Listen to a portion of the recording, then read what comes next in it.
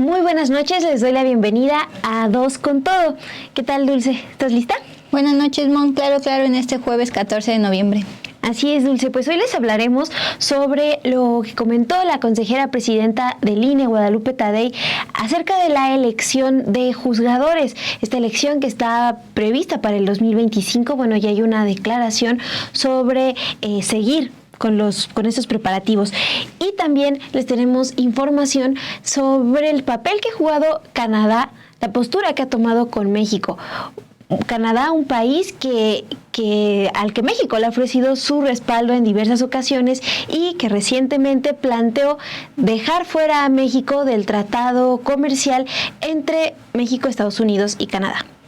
Y justo lo que nos decías fuera del aire, Mon, también Canadá malagradecido, le ayudamos y nos deja devastados nuestros territorios a nivel ambiental y a nivel salud con todas estas mineras. Bien, ¿cómo vamos a ir con todo? Pues vamos a decirles qué facultades le va a dar este dictamen de reforma al artículo 21 constitucional, qué facultades le van a dar al secretario de Seguridad, Omar García Harfuch, aunque, ojo, todavía falta por aprobarse en la Cámara de Diputados. Bueno, sin más, una breve pausa y arrancamos. Bienvenidos.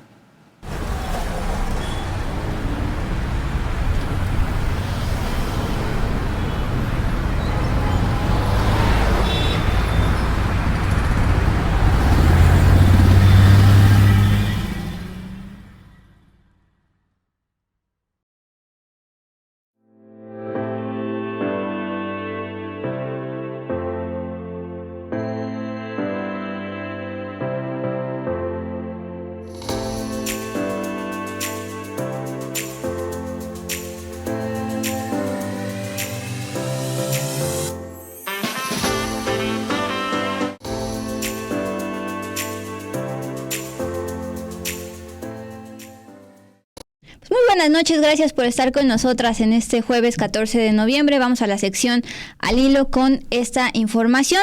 Voy a leerles tal cual la nota del colega Jesús García, ustedes saben, es del diario La Opinión, allá de Los Ángeles, respecto a esta postura del Departamento de Estado de Estados Unidos, luego de la rueda de prensa que ofreció ayer el embajador Ken Salazar aquí en la Ciudad de México, pues a unos meses de que inicie el gobierno de Donald Trump y él podría salir del cargo como embajador.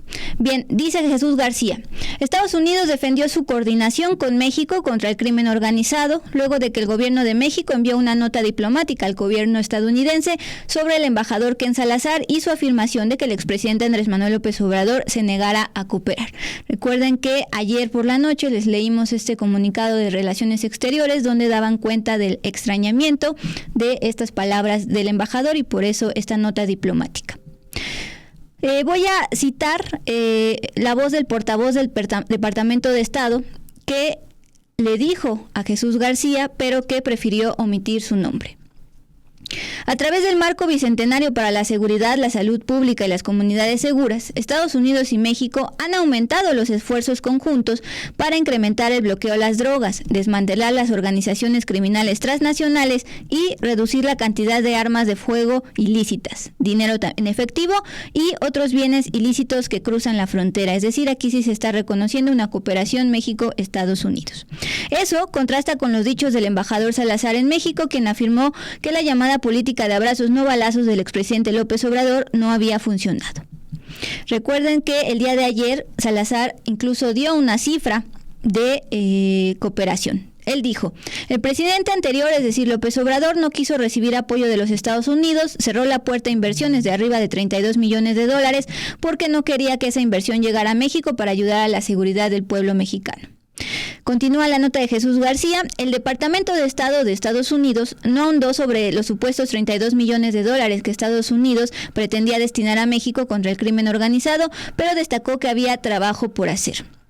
Voy a leer al portavoz, esto sí lo dijo en público en esta rueda de prensa del día de hoy y a pregunta expresa del corresponsal del diario Reforma.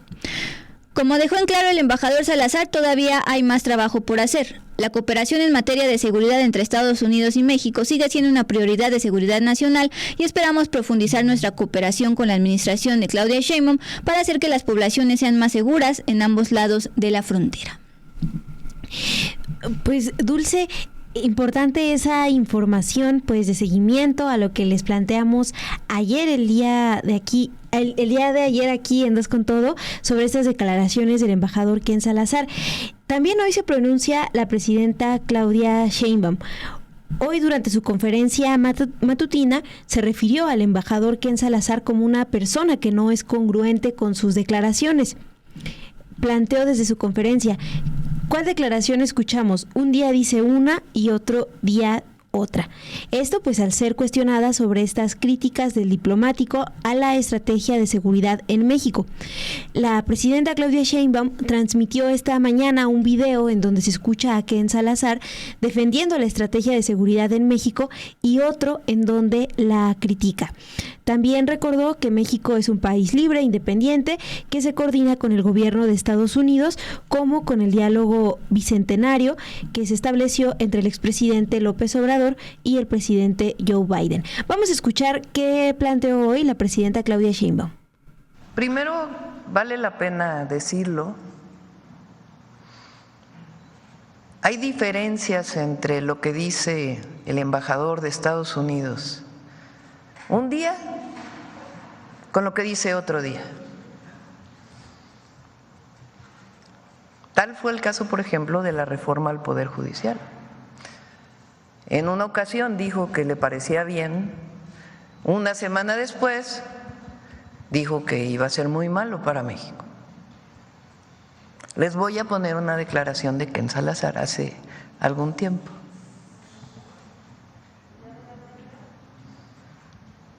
A veces cuando se dice que no hacemos mucho, les digo, pues miren lo que hicimos con Rafael Castro, Ovidio Guzmán o Elini.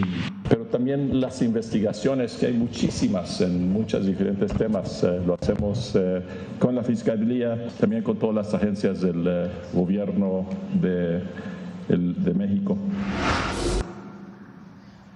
Hoy por ahí una nota también.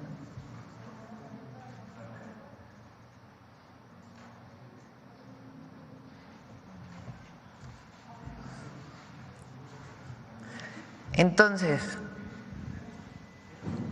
¿cuál declaración escuchamos? ¿La de ayer o la de hace unos meses? Ese es el primer tema, porque tiene que haber consecuencia, tiene que haber lógica en las declaraciones que hace uno. No puede uno declarar primero una cosa y luego declarar otra. Primer tema. Segundo tema, México es un país libre, independiente, soberano. Nos coordinamos. Con el presidente Biden, el presidente López Obrador tuvo un diálogo de alto nivel, que le llamaron el diálogo bicentenario, en distintos temas: tráfico de drogas, tráfico de armas, porque es de un lado y del otro, migración, seguridad. Hay coordinación y va a seguir habiendo coordinación. Bien, pues así va la relación bilateral con nuestro principal socio comercial, Estados Unidos, pero con Canadá también estamos teniendo pequeños roces, ya decías al inicio de este espacio, Mon, por las declaraciones recientes de un político canadiense respecto a que expulsen a México del TEMEC, y esto es un gesto bastante de mal agradecimiento, porque vamos a ver el siguiente video del jefe de información, Obed Rosas, donde plantea cómo México ha ayudado a Canadá y así no los está pagando. Desde Canadá han surgido voces que demandan la salida de México del TEMEC. Desde que firmó el tratado entre México, Estados Unidos y Canadá, México se ha convertido en una puerta trasera para automóviles, piezas de automóviles y otros productos chinos. Reclamó, por ejemplo, esta semana Doug Ford, primer ministro de Ontario. En realidad, se trata de una postura que desde tiempo atrás ha tenido este país, aun cuando fue gracias a México que Donald Trump aceptó incluir a los canadienses en la firma de este acuerdo comercial. Recuerden que cuando se firmó el TEMEC, México abogó por Canadá,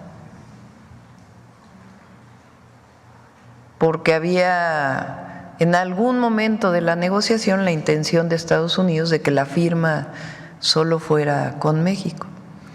Y en aquel momento México dijo, no, somos 3 países. Y se firmó nuevamente con 3 países. Entonces, no tiene futuro esa propuesta. En efecto, el gobierno de México fue clave para que Donald Trump no dejara a un lado a Canadá en la negociación del TMEC, aun cuando no recibió el mismo trato por parte del primer ministro de esa nación, Justin Trudeau. Al inicio de las pláticas sobre este acuerdo en 2018, en el gobierno de Enrique Peña Nieto, Trump amenazó con cortar a México del acuerdo trilateral. Incluso el propio Trudeau tuvo reuniones con el presidente de Estados Unidos para hablar de su intercambio comercial, dejando a México al margen. Meses después, en septiembre de 2018, en la antesala de que Andrés Manuel López Obrador asumiera la presidencia, la situación se revirtió. Las diferencias entre Trump y Trudeau escalaron al punto de que el republicano consideró firmar un acuerdo con México.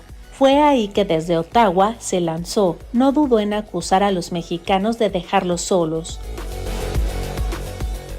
Susan Delacourt cuestionó ese abandono en su columna en el diario The Toronto Star, titulada Con amigos como estos, ¿quién necesita enemigos? La periodista política canadiense escribió: entonces, no es solo que Trump sea un aislacionista, también está convirtiendo a sus socios norteamericanos en aislacionistas. Por otra parte, el periodista Evan Dyer realizó un análisis sobre el contexto en el que se desarrollaron las renegociaciones del Telecan esta semana. En el medio canadiense CBC News aseveró que el entonces presidente Enrique Peña Nieto no se había mostrado insistente con Trump para sumar al tercer país en las conversaciones y cuestionó sobre quién dejó a quién en la renovación del acuerdo comercial. Lo cierto es que al final fue México quien ayudó a incluir a Canadá en el TMEC, particularmente López Obrador. Jesús Seade, negociador en jefe del Tratado de Libre Comercio del equipo de Andrés Manuel López Obrador, expuso en octubre de 2018 que la postura del entonces gobierno entrante fue clave. El propio López Obrador lo manifestó años después, en febrero de 2024, cuando le recordó a Trudeau sobre ese episodio cuando buscó imponer visas a los mexicanos. Un pequeño reproche fraterno, respetuoso al primer ministro, porque nosotros les ayudamos, y él lo sabe, para que se aceptara que Canadá participara en el Tratado de Libre Comercio, porque el presidente Trump no quería,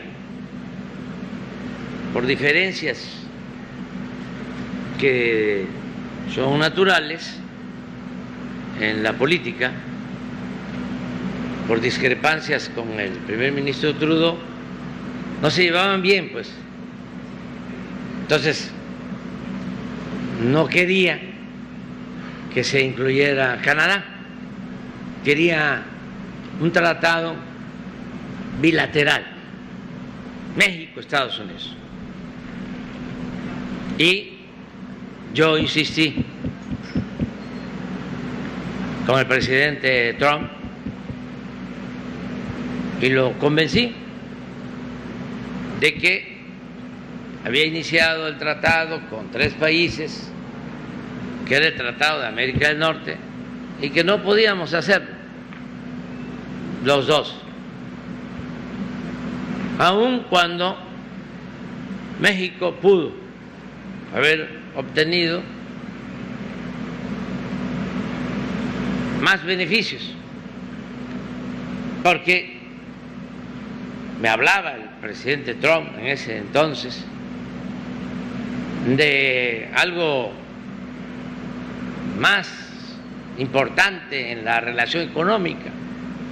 Le dije, no, vamos a que también participe Canadá.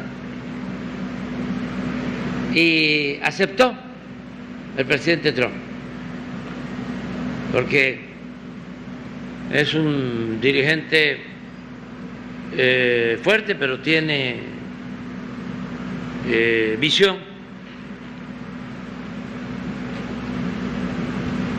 Y sabe lo que conviene o no conviene.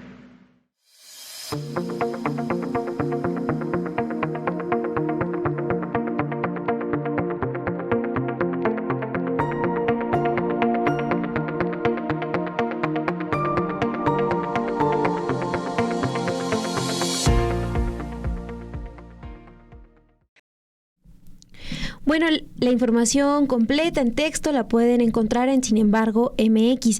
Dulce, y ya decías al inicio del programa, importante recordar otra relación que tiene Canadá con México. Les voy a dar aquí datos de la organización Fundar, que desde hace años documentan el impacto de las mineras en el país. Bueno, esta organización desde el 2023 planteó que más del 60% de las minas en México son propiedad de corporaciones canadienses, y en esta información que comparten el año pasado también exponen que las mineras canadienses en México se especializan en la extracción de oro, y se ha estimado que durante los últimos 20 años en México se ha extraído 5 veces más oro que el que se extrajo durante los 300 años del periodo colonial. También, Dulce, importante destacar que además de estas ganancias que deja la explotación del oro, contrasta con la información que presentan a México, es decir, con cuánto están retribuyendo acá al país. Lo que plantea Fundar es: dejan escasos empleos, pagan pocos impuestos y además, pues, la destrucción ambiental. Ahí está, que es Canadá para nosotros. Sí, Dulce, con las mineras. Me enojé. Pero bueno, ya después de este breve coraje, sigo con la información. Breve dato curioso. Sí. Dale. Esto tiene que ver con la elección del Poder Judicial. Hoy la consejera presidenta del INE, Guadalupe Tadei, aseguró que reiniciarán la organización de las elecciones de juzgadores máximo el próximo miércoles 20 de noviembre. Esto hasta poder asegurar una tranquilidad jurídica a los consejeros electorales ante la serie de suspensiones jurídicas que todavía están pendientes contra la reforma judicial. El INE ya pidió a la Suprema Corte que deseche estas suspensiones, pero si no resuelve antes del 20 de noviembre, tienen un acuerdo de no suspender el proceso electoral, ya que tampoco se suspendió incluso con la pandemia por la COVID-19. Eso fue lo que planteó hoy la consejera presidenta del INE, Guadalupe Tadei. A la pregunta expresa sobre si los consejeros, hablado de alguna fecha de reinicio formal, sí, hablamos de una fecha, la han visto en los trascendidos que han salido. Esta fecha se refiere al 20 de noviembre. Previo a ello, tenemos que realizar algunas actividades de carácter jurídico, la defensa de todos los recursos que el INE ha recibido y tener la calma suficiente para que todo el personal del instituto trabaje bajo la sombrilla de la tranquilidad jurídica. Es algo que planteo porque es también importante destacar, Dulce, que hace unas semanas ya había posicionamientos de consejeras, de consejeros que pedían esperar a que se resolvieran todos estos recursos legales que se presentaron ante la Suprema Corte para frenar el proceso de selección de juzgadores. Vamos a escuchar qué planteó hoy en conferencia la consejera presidenta del INE, Guadalupe Tadei. Y yo creo que a la pregunta expresa de si los consejeros hablado de alguna fecha de reinicio formal, sí, hablamos de una fecha, ustedes la han visto en los trascendidos que han salido, esta fecha se refiere al 20 de noviembre, previo a ello tenemos que realizar algunas actividades de carácter jurídico que son la defensa de todos los recursos que el instituto ha recibido y tener la calma suficiente para que todo el personal del instituto trabaje bajo la sombrilla o el techo de la tranquilidad jurídica con la que deben de trabajar. Están caminando a la par algunos trabajos jurídicos. Ya iniciamos con la solicitud del sobreseimiento de todos los recursos recibidos, eso ya quedó concluido. Hay otras actividades que también se tendrán que realizar, como otra vez tocar las puertas del Tribunal Electoral, también hacer un llamado al Consejo de la Judicatura. También está planteada un acercamiento con la Suprema Corte de Justicia. Por el otro lado está caminando la posibilidad de acercarnos con el Congreso de la Unión para tocar el tema del presupuesto, que como ustedes saben, el día que acordamos y aprobamos el presupuesto de este instituto, marcamos con mucha claridad que el tema de la consulta popular por un lado y del proceso electivo de los juzgadores del país iban en carácter de precautorio. Una de las actividades que se están y se tendrían que retomar de manera inmediata es la definición puntual del costo que este instituto estaría ya presentando de manera definitiva, ya quitándole el carácter de precautorio. Eso lo revisamos ya en algunas reuniones, estamos trabajando en muchas reuniones privadas, las 11 consejerías, para tener mucha claridad de los tiempos límites en los que nos encontramos, salvaguardar el trabajo del instituto, que eso está por encima de todo, y la tranquilidad de todo el personal. Bien, pues por fin tenemos una fecha tentativa de cuando el INE va a reiniciar este proceso para organizar estas grandes elecciones de jueces, de magistrados y de ministros. A la par, ustedes saben que los comités de evaluación, tanto del Poder Ejecutivo, del Legislativo, como del Judicial, pues lanzaron la convocatoria para que los interesados en postularse y ser elegidos popularmente para estos cargos, pues se registren. Bien, esta convocatoria cierra el 24 de noviembre, es decir, exactamente en 10 días. En el marco de esto, el día de hoy, el Instituto Mexicano de Juventud se unió a esta campaña que inició la presidenta Claudia Sheinbaum la semana pasada y que reiteró esta semana en su conferencia matutina, es decir, convocar a los jóvenes, sobre todo convocar a los recién egresados de Derecho para que se postulen. Si Pau nos puede hacer el favor justamente de proyectar este mensaje, esta campaña que el día de hoy publica INJUVE MX, y pues justamente tiene la figura de los famosos ternurines. Tal vez por nuestra generación, Mon, no nos haga sentido, pero justamente como el mensaje va a los recién egresados de Derecho y a esa generación, pues es una forma de atraer la atención de ese sector, de esa generación que pues ya ve a los ternurines como pues parte de su día a día. Bájale por favor, porque justamente ahí empiezan a desglosar los requisitos para empezar a postularse. Los básicos pues es nacionalidad mexicana, licenciatura en Derecho, ensayo de 3 cuartillas y las famosas 5 cartas de referencia que pueden ser incluso de los vecinos, razón por la cual pues se burlaron en la Universidad de Harvard, acuérdense. Bien, para poder ser jueza o juez de distrito particularmente tienes que avalar o incluir en tu currículum la actividad profesional comprobable, la formación académica universitaria y la actividad académica comprobable, docencia e investigación, es decir, ya tener experiencia. El otro ternurín nos dice para poder ser magistrada o magistrado de circuito y también miembro del Tribunal Colegiado de Apelación. El currículum parecido al tema de jueces, comprobar tu actividad profesional, tu formación académica en alguna universidad, recién egresado de Derecho, y creo que hasta ahí termina esta campaña. Hasta ahí pues te decía Mon, era como pues natural que el INJUVE, que es justamente el Instituto Mexicano de Juventud, que se dirige a los egresados de Derecho, pues utilizara esta técnica de atracción para el sector particular de los jóvenes universitarios, pero pues nunca falta en redes sociales, Mon. Sobre todo el bloque opositor fue el que empezó a mover esto de pues ya verlo como una burla y incluso utilizar inteligencia artificial para poner a los ternurines pues ya con la famosa toga de ministros o de jueces. Entonces, la verdadera pregunta, Mon, es cómo van los registros pues, precisamente de personas egresadas de Derecho que cumplan todos estos requisitos para que aparezcan en las boletas. Bueno, primero sean evaluados por estos comités y ya después aparezcan en estas boletas para la elección del 1 de junio, que de acuerdo con la consejera electoral Guadalupe Tadei pues se va a renovar. Bien, 24 de noviembre se cierra la convocatoria para postularse a la elección. Hasta el momento, esta es información del ministro en retiro Arturo Saldívar, que es uno de los integrantes del Comité de Evaluación, particularmente el Poder Ejecutivo. Esto se lo dijo a Milenio hace un par de minutos.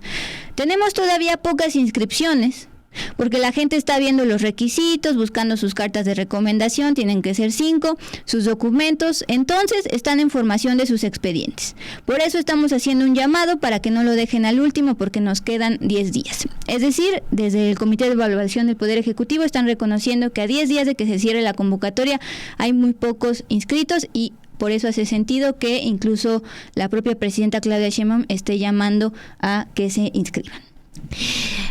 Pues Dulce, eso en cuanto a las personas que se han inscrito, la participación baja que están reportando desde el Comité de Evaluación del Poder Ejecutivo, pero también hay información desde el INE acerca del presupuesto, tan discutido presupuesto que usarán desde el Instituto Nacional Electoral.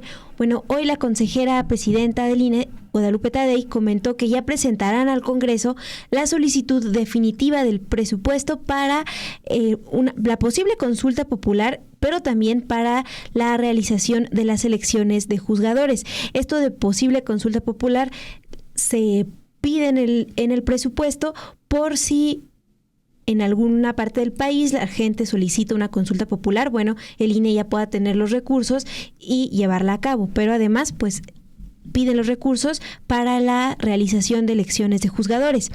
La última cifra que comentaron desde el INE es de 13,000 millones de pesos. Esto provocó que tanto la presidenta Claudia Sheinbaum como la dirigente nacional de Morena, Luisa María Alcalde, solicitaran una reducción del costo. El representante de Morena ante el INE, Sergio Gutiérrez Luna, ha propuesto que sea entre 7 y 9,000 millones de pesos de presupuesto para esta elección de juzgadores. Hoy en la conferencia de prensa que da Guadalupe Tadei, plantea que darán un bono a los consejeros por el trabajo extenuante que implicará organizar estas elecciones, que son inéditas, las primeras elecciones de ministros, jueces y magistrados acá en México.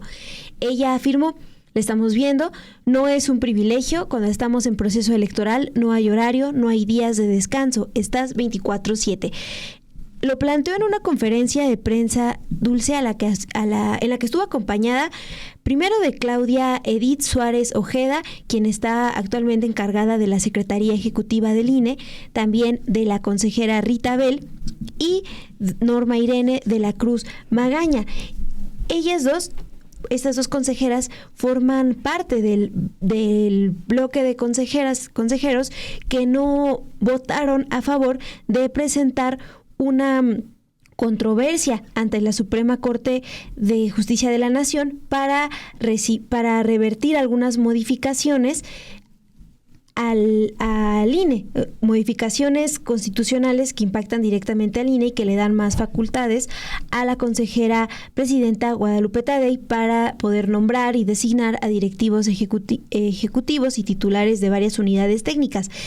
Es decir, estas consejeras son de las que no estuvieron a favor de llevar este tema ante la Suprema Corte y son las que están acompañando en este momento a la consejera Guadalupe Tadei en la conferencia.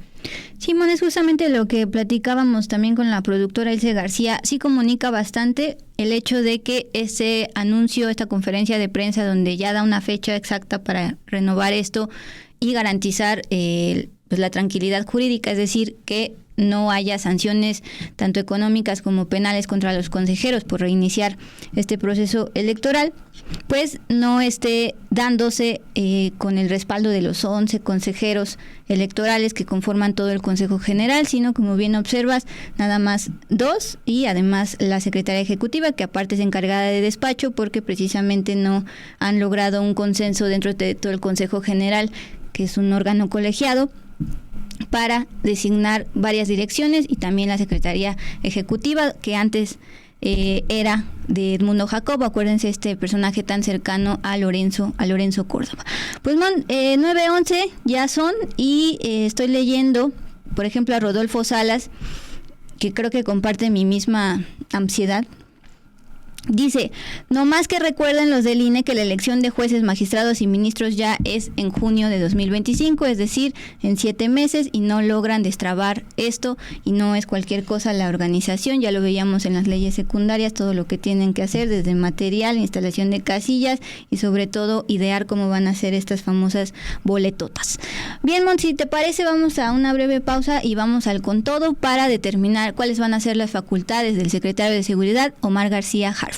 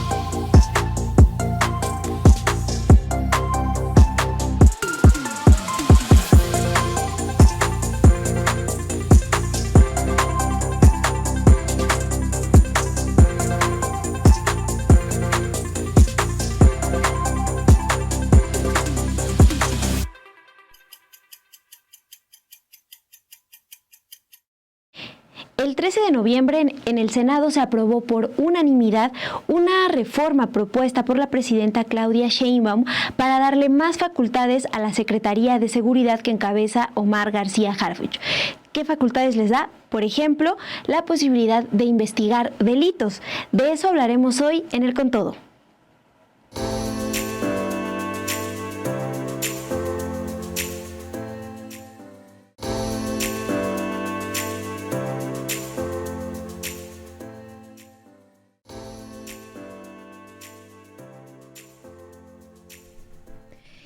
Este miércoles 13 de noviembre, el Senado aprobó en lo general y lo particular y por unanimidad la iniciativa que envió la presidenta Claudia Sheinbaum para reformar el artículo 21 constitucional y con ello ampliar las facultades que tiene la Secretaría de Seguridad y Protección Ciudadana. Le da, por ejemplo, la posibilidad de investigar delitos. Desde que se discutía esta iniciativa, legisladores del PAN plantearon que es importante para pacificar el país con mejores investigaciones, mientras que desde el PRI explicaron que respaldaron esta iniciativa para acabar con la inseguridad desde la unidad. Este jueves, la Cámara de Diputados recibió el proyecto y lo turnó a la Comisión de Puntos Constitucionales. Recordemos que apenas el lunes 11 de noviembre, Omar García Harfuch, secretario de Seguridad Federal, se reunió a puerta cerrada por más de 3 horas con los líderes parlamentarios de la Cámara de Diputados para hablar de qué esperan desde el gobierno federal con esta reforma. La iniciativa de la presidenta Claudia Sheinbaum señala que es necesario reformar el artículo 21 de la Constitución por esto. Voy a leerles textual lo que planteó en esta iniciativa que ya se avaló en el Senado. Expuso, importante reformar la Secretaría de Seguridad con el objeto de consolidar la estrategia de seguridad pública y de protección a la población, así como robustecer el combate a la delincuencia y la reducción de la criminalidad. Resulta necesario el reforzamiento de las atribuciones de la Secretaría de Seguridad y Protección Ciudadana con el objetivo de dotarla de instrumentos jurídicos que permitan su participación efectiva en la investigación de los delitos. Así es, Mon. Enfatizar que esto todavía falta por aprobarse en la Cámara de Diputados, pero el día de ayer ya arrancó y por unanimidad. Es la primera vez en medio de todo este bloque oposición 4T que se aprueba algo por unanimidad, y es que hay que recordar que la inseguridad es el principal problema que dicen los mexicanos en diferentes encuestas. Bien, vámonos por la primera gran idea de para qué se reforma el artículo 21 constitucional para facultar al secretario Omar García Harfuch, secretario de Seguridad también en la Ciudad de México, cuando la entonces jefa de gobierno era Claudia Sheinbaum. Bien, la Secretaría de Seguridad y Protección Ciudadana se integrará en las labores de investigación para que coadyuve con la Fiscalía General de la República de Alejandro Gertz Manero, también con las policías y también, subrayo, con los elementos de la Guardia Nacional. Todo esto, Fiscalía, Policías, Guardia Nacional y ahora Omar García Harfuch, para investigar delitos y además cumplimentar las órdenes de aprehensión. Aunque todo esto al final va a ser bajo la conducción y mando del Ministerio Público Federal, es decir, el fiscal Alejandro Gertz Manero. Bien, el día de ayer, mientras se discutía en el Pleno del Senado, pues hubo varias posturas en torno al contenido. Justamente hablando de la coordinación entre instituciones, la exalcaldesa de Salvador Escalante, Michoacán, de Morena, defendió en el Pleno este trabajo coordinado, así lo dijo. Pero sobre todo yo quiero destacar cuando hablamos de coordinación interinstitucional entre los diferentes niveles de gobierno. Tuve la oportunidad de ser presidenta municipal y yo hoy puedo entender el reto al que se enfrentan las y los presidentes municipales, las fuerzas policíacas en los diferentes niveles, porque la tarea para ellos sin duda es restablecer el orden, trabajar en la prevención del delito y sobre todo combatir la violencia que genera el crimen. Y esta coordinación estrecha entre los diferentes niveles de gobierno con la institución de seguridad ciudadana, la Fiscalía General de la República y las Fiscalías Generales en las entidades federativas tendrá la tarea y la labor prioritaria para poder generar las garantías que ayuden a restablecer el orden social, porque es ahí justamente la tarea más fuerte que hoy tendrá la Secretaría en coordinación con las diferentes instituciones. Es cuanto, presidente. Escuchamos, Dulce, eso lo comentó la senadora Araceli Saucedo, exalcaldesa de Salvador Escalante, Michoacán. Tuvimos ahí un error en el nombre de la senadora, pero es Araceli Saucedo Reyes de Morena. Y exalcaldesa de Michoacán, por eso la importancia de su visión desde el municipio. Así es, Dulce. Bueno, también en la discusión que hubo en el Senado, se habló sobre las facultades de investigación con tecnología e inteligencia que se están planteando para la Secretaría de Seguridad. Lo que plantea esta iniciativa es que las instituciones que forman parte del Sistema Nacional de Seguridad, los policías, ministerios públicos y ahora también la Guardia Nacional, deberán permitir a la Secretaría de Seguridad obtener datos e información con los que cada institución cuente acerca de las, esa es una cita, capacidades y vulnerabilidades de diversos actores de interés, es decir, de personas o grupos a los que estén investigando. La justificación de esto es que así la investigación de los delitos se basará en inteligencia, información estratégica y análisis de datos.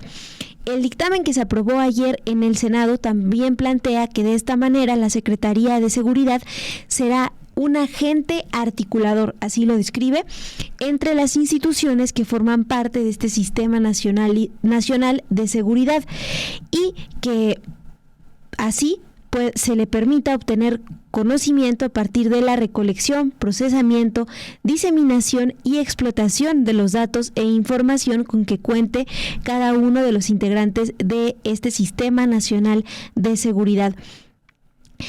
En esta reforma que les comentábamos propuso la presidenta Claudia Sheinbaum, la intención también es habilitar a los agentes para investigar y desarrollar información estratégica, además de esta coordinación con las fiscalías.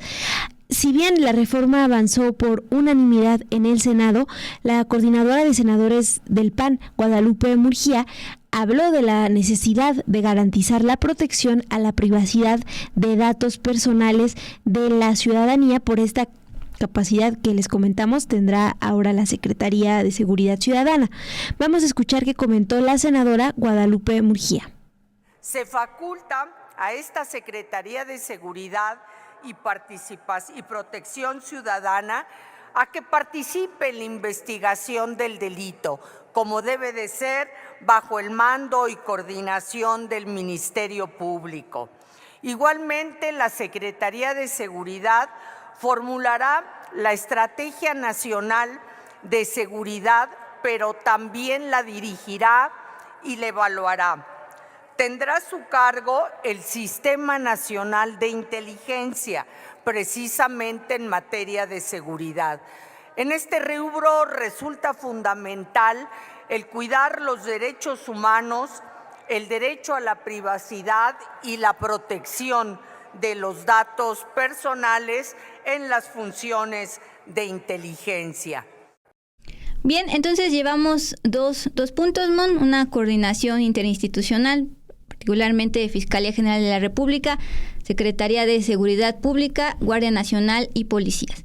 Además, acceso a la información, es decir, cualquier integrante de este sistema de seguridad está obligado a darle información al secretario de Seguridad, Omar García Harfuch, lo cual, pues justamente por eso escuchábamos a la coordinadora de la bancada de Acción Nacional hablar del punto de que se garantice la protección de privacidad y de datos personales respecto a esta información. Aunque justamente este acceso a la información ya tenemos un ejemplo de cómo sí funciona el día de hoy con la captura de un personaje. Más adelante hablaremos de ello, pero pasamos al tercer y último punto, es decir, el presupuesto. Entre las voces que cuestionan esta reforma al artículo 21 constitucional, pues plantearon la necesidad de que haya presupuesto para lo que están denominando, al menos en los medios, la supersecretaría de Omar García Harfuch. Bien, al respecto del presupuesto, va a ser el Secretariado Ejecutivo del Sistema Nacional de Seguridad Pública el que se encargará de garantizar tanto el control como la vigilancia de estos fondos federales destinados a las políticas de seguridad pública.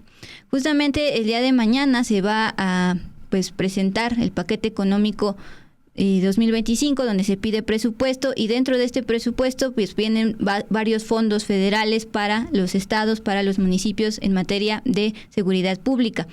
Entonces, en el inciso E de esta reforma al artículo 21 se plantea lo siguiente: los fondos de ayuda federal para la seguridad pública a nivel nacional serán aportados a las entidades federativas y municipios para ser destinados exclusivamente a estos fines.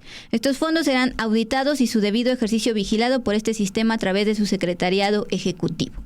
Al respecto, la senadora priista Carla Toledo comentó la necesidad de más presupuesto a esta Secretaría de Seguridad. Esta reforma no está garantizando lo más importante, el presupuesto. No nos engañemos, cuando se tiene poco dinero no podemos garantizar que se puedan implementar estrategias que no sean de abrazos y no balazos. Y solamente tendríamos que revisar el presupuesto asignado en el año 2023 y el presupuesto que obtuvimos este año 2024. Y ahí, justamente ahí, nos daríamos cuenta que para este gobierno la seguridad pública no es una prioridad. Y les voy a poner un ejemplo. Esto es como tener un paciente que está muy grave y que necesita mayor atención médica, y en lugar de dársela, decidimos recortarles el gasto y la atención. Es como decirle a ese paciente que su salud no nos importa, que su vida no es nuestra prioridad, que realmente la prioridad es jugar a los trenecitos. La senadora panista Guadalupe Mungía habló sobre la falta de recursos a municipios. Expuso, en el caso del Fondo del Fortalecimiento a la Seguridad para los Municipios, en el 2018 tenía 5,000 millones de pesos y ya en el 2021 no se le asignó recurso para distribuirlo a los municipios. Bueno, estos recursos planteados en el dictamen son, entre otros rubros, para prevención del delito y profesionalización de policías.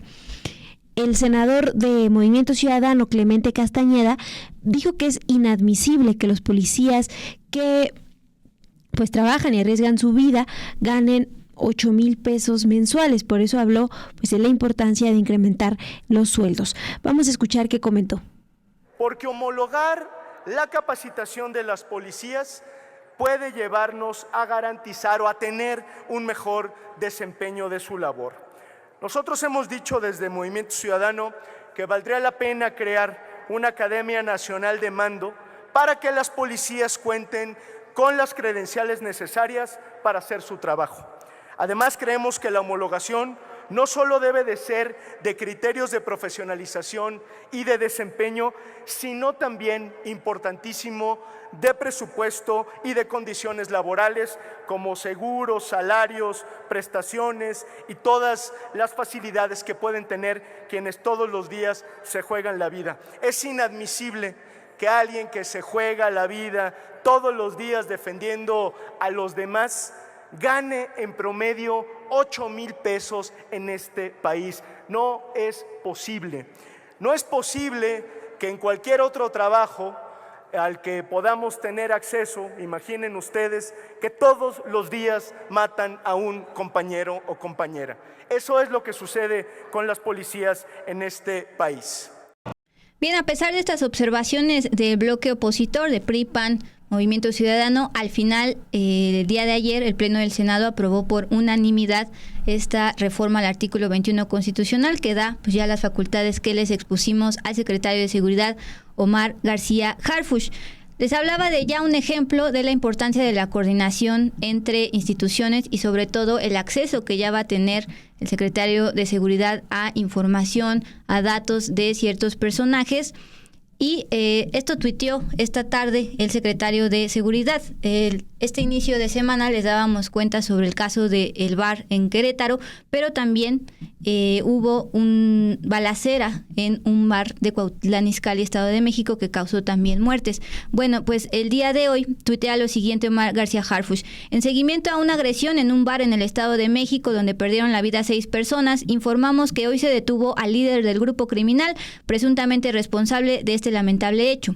Y aquí subrayo, esta acción es resultado del intercambio de información entre la Fiscalía, entre la Secretaría de Seguridad, entre la Sedena, entre la CEMAR y también la Fiscalía del Estado de México. Estos hechos violentos no quedarán impunes. Entonces, pues al menos ahí está un ejemplo de por qué la doctora Claudia Sheinbaum propuso al Congreso la importancia de la inteligencia y del acceso a la información y también de la tecnología con la Secretaría de Seguridad. Sí, Dulce, pues aquí les informaremos de cómo avanza este tema, porque pues una cuestión es anunciar las detenciones y otra cosa es concluir, que esas concluyan en sentencias, que sean investigaciones pues bien sólidas y pues realmente garantizar justicia.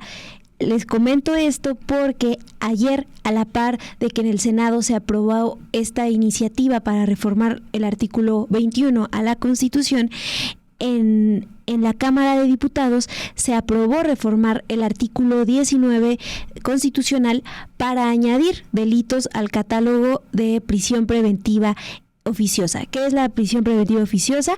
Bueno, es cuando una persona es detenida sin un juicio previo, es decir, las personas son privadas de la libertad sin una sentencia. Los delitos que se añadieron a este catálogo de delitos que ameritan ahora prisión preventiva oficiosa son extorsión, contrabando, operaciones con facturas falsas y producción y distribución de fentanilo. Ante estos delitos que ya se agregaron al catálogo, hubo pronunciamiento desde organizaciones civiles, también de personas defensoras de derechos humanos.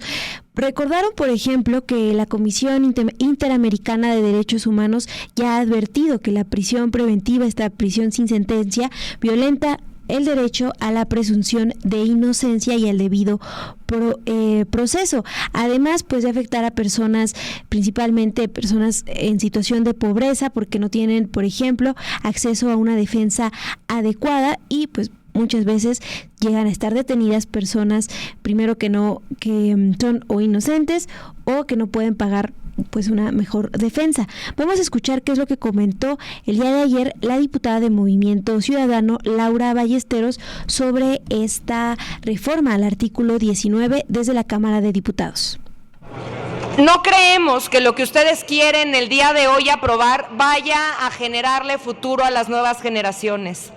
Es excesivo, fuera de proporción y violento para las juventudes, para las mujeres. Las cárceles están llenas de ellos. Por eso es hora de llamar a la razón a ustedes, la mayoría en el poder, porque tienen que hacerse responsables de las decisiones que están tomando. Hoy quieren aprobar una medida autoritaria que criminaliza a las personas y que no sirve para combatir la delincuencia, la prisión preventiva oficiosa. Ya nos sorprende la versión vieja del viejo régimen que representan hoy, pero sí sorprende que no entren a la reflexión. Si la militarización no funciona, la redoblan. Si la presidenta de la Comisión de Derechos Humanos, la nacional, no funciona, la reeligen. Si la prisión preventiva no funciona, la redoblan y le meten acelerador. Ya nada más les falta decir arriba y adelante, porque sí son hijos del PRI. Vamos por el principio, vamos a regresar al... Ustedes se los dijeron. Vamos a por el principio. Esta reforma es inconstitucional e inconvencional y debe ser suspendida antes de votarse en el Pleno por dos razones. Es regresiva en perjuicio de los derechos humanos, lo cual es violatorio del artículo 1 constitucional. Y número 2, el Estado mexicano ya ha sido condenado por la Corte Interamericana de Derechos Humanos por el uso de la prisión preventiva oficiosa, en el caso García Rodríguez contra México. De hecho, no lo dije yo lo que estoy planteando, lo dijo el exministro Saldívar, y lo cito: aporta muy poco al combate contra la inseguridad y genera violaciones reiteradas a los derechos humanos de miles de mexicanas y de mexicanos. La prisión, como la están planteando, no sirve para combatir delitos. Y lo que es más difícil enfrentar para ustedes, encarcela a personas vulnerables e inocentes. La realidad de la prisión preventiva, y con esto voy concluyendo, es que significa cárcel en automático para los pobres que no pueden pagar abogados millonarios. Es cárcel automática para las juventudes marginadas a quienes los militares les siembran drogas. Es cárcel en automático para mujeres indígenas a quienes el Ministerio Público les niega un intérprete.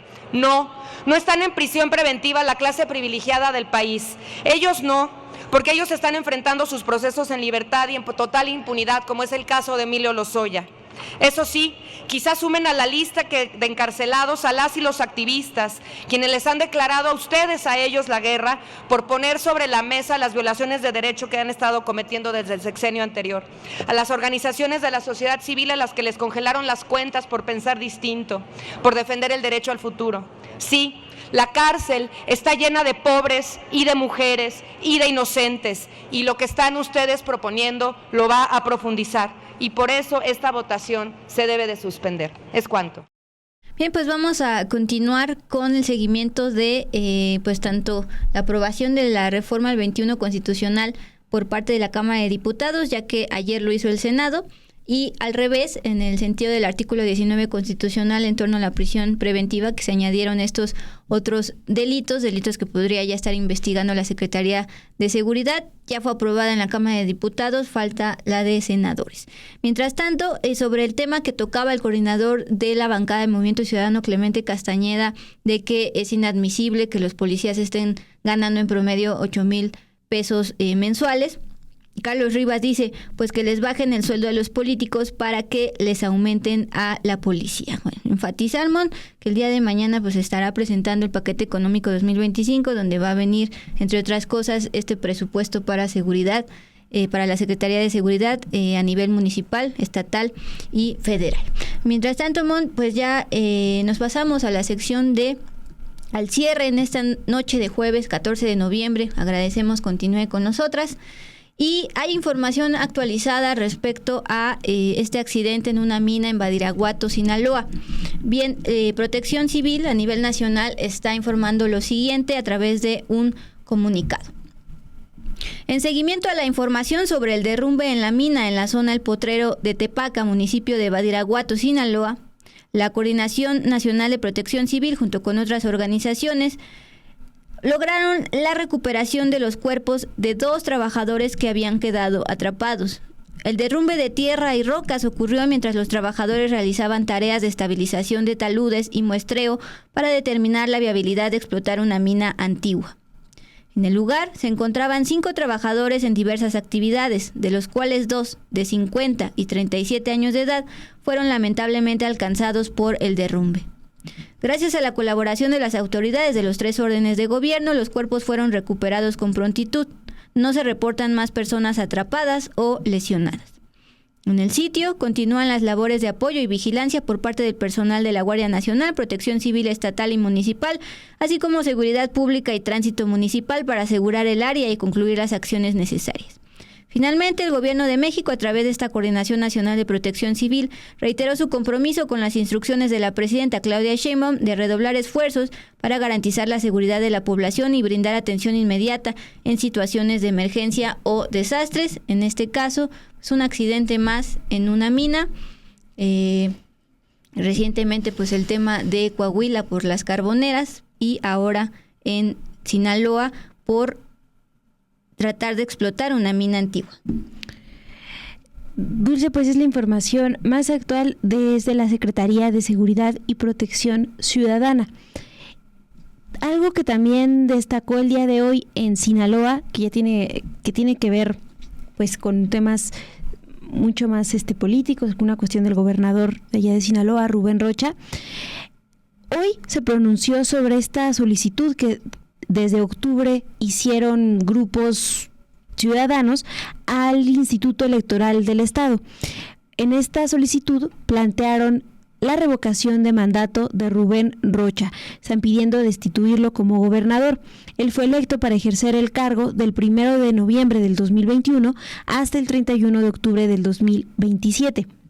En total fueron 3 solicitudes las que se presentaron al Instituto Electoral de Sinaloa para esta revocación de mandato. La exigencia se hizo ante la falta de resultados en materia de seguridad. Bueno, el miércoles 13 de noviembre, el Instituto Electoral de Sinaloa resolvió que no proceden estas solicitudes de participación ciudadana porque la ley de revocación de mandato y la reforma a la ley electoral en Sinaloa que la permite, entraron en vigor en febrero de este año y Rocha Moya fue electo en junio del 2021. En respuesta, hoy el gobernador Rubén Rocha mostró en su cuenta de X un escrito que envió al Instituto Electoral de Sinaloa desde ayer, en donde dijo que está dispuesto a someterse a este proceso, aunque entiende que tomaron la decisión desde el Instituto Electoral local al interpretar las leyes por unanimidad. Ese es el escrito que hoy hace público el gobernador Rubén Rocha. Él defendió que está tan de acuerdo con esta revocación de mandato que fue por su propuesta, es decir, que él envió al Congreso local la propuesta de reformar la Constitución del Estado para establecer la revocación de mandato. Bueno, hoy también desde el Congreso de Sinaloa se pronunciaron en torno a esta negativa del Instituto Electoral. La diputada de Morena, María Teresa Guerra, dijo que todavía hay tiempo para modificar la ley a nivel estatal para que se lleve a cabo este ejercicio. Y, por ejemplo, desde Movimiento Ciudadano, el diputado Sergio Torres señaló que el debate sobre si se realiza o no este ejercicio, pues no es un tema prioritario en Sinaloa, porque lo que realmente le importa a la población es que las autoridades destinen sus esfuerzos en restaurar la seguridad en el estado. Pues ahí está, nada más recordar, Mon, que en sus acostumbradas ruedas de prensa del gobernador Rubén Rocha, pues ya había mencionado que incluso él iba a ayudar a la ciudadanía a recolectar estas firmas en torno a su revocación de mandato, pues diciendo prácticamente que está seguro que la ciudadanía lo respalda, lo cual también ha recordado que en la elección 2021 pues fue altamente respaldado por los sinaloenses. Y déjame hacer el comercial rápido, justamente en Estudio B, el close-up con información de Obed Rosas se realizó precisamente a este gobernador, pues por todos los señalamientos que hay en su contra y que hasta el momento pues no ha habido como tal pruebas. Pues ya lo saben, no se pierdan este fin de semana el close-up. Dulce, volver ahí, Obed Rosas. Pues lástima que terminó, Mon, ya hemos terminado emisión del día de hoy. Son 9:40, tiempo del Centro de México. Gracias por habernos acompañado este jueves 14 de noviembre. Voy a aprovechar nada más para felicitar a mi papá, hoy es su cumpleaños.